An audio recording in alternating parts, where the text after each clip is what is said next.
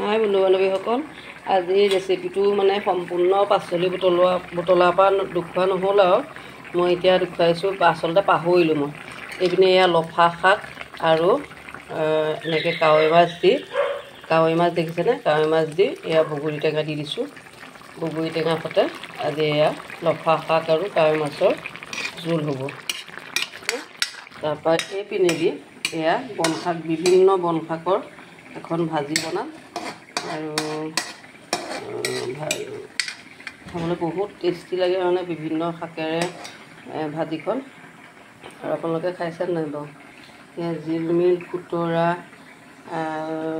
বৰ মানিমুনি, সৰু মানিমুনি, তাৰপৰা কচি, লাই, এনেকৈ আৰু ঢেৰ ধৰণৰ শাকো দিছোঁ। লগতে 3ডালমান, বেছি তিতা হোৱাকৈ দিয়া নাই আৰু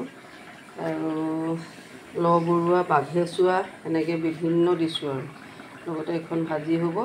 আৰু এয়া এতিয়া আমাৰ যিখিনি লফা শাক আৰু বগৰী ৰেচিপিটো মই এয়া বনাই আছোঁ।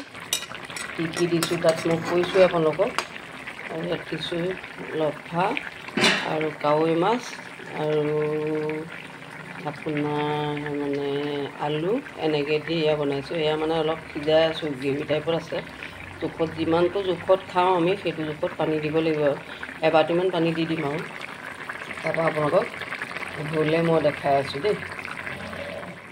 লফা শাক আৰু বগৰী টেঙাৰ কাৱৈ মাছৰ জোলখন এয়া দেখিছেনে? কি সুন্দৰকৈ উতলি আমাৰ জোলখিনি হৈ গ'ল। আৰু গতিকে আপোনালোকে ভিডিঅ'টো চাই কেনেকুৱা পালে কমেণ্ট কৰি জনাবলৈ নাপাহৰিব। আৰু লগতে আপোনালোকেও বনাই খাই চাবচোন, বহুত টেষ্টি লাগে। এতিয়া চেণ্টটো কেনেকুৱা ধুনীয়া লাগিছে, মানে খাওঁ খাওঁ লাগিছে। গতিকে চেণ্টটো ইমান ধুনীয়া লাগিছে, খাবলৈ চাগে বহুত ভাল হ'ব, বহুত ভাল হ'ব চাগে খাবলৈ। গতিকে আপোনালোকেও বনাই খাব আৰু মোক কমেণ্ট কৰি জনাবলৈ নাপাহৰিব।